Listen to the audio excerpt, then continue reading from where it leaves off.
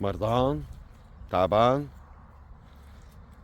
عم تروح وتراجع دكاترة وعم تراجع أخصائيين وعم تاخد دواء ونفسيتك تعبانة،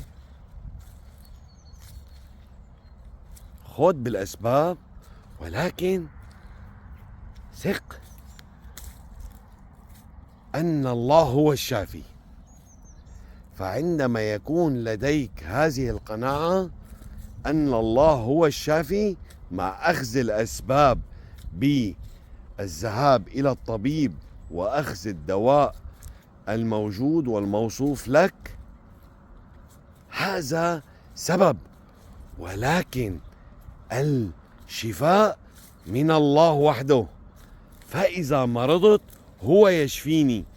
فعندما يكون لديك هذه الثقة أن الله هو الشافي، ثق أن الله سيشفيك، ولكن خلي عندك حسن الظن بالله وأن الله هو على كل شيء قدير. يا رب أنت الشافي وأنت المعافي، تعافي كل مريض.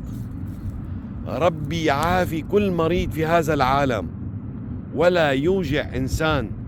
إن شاء الله ستشفى وسترجع أقوى مما كنت، وستحقق كل أمانيك، وسوف يغدق الله عليك الخير الكثير.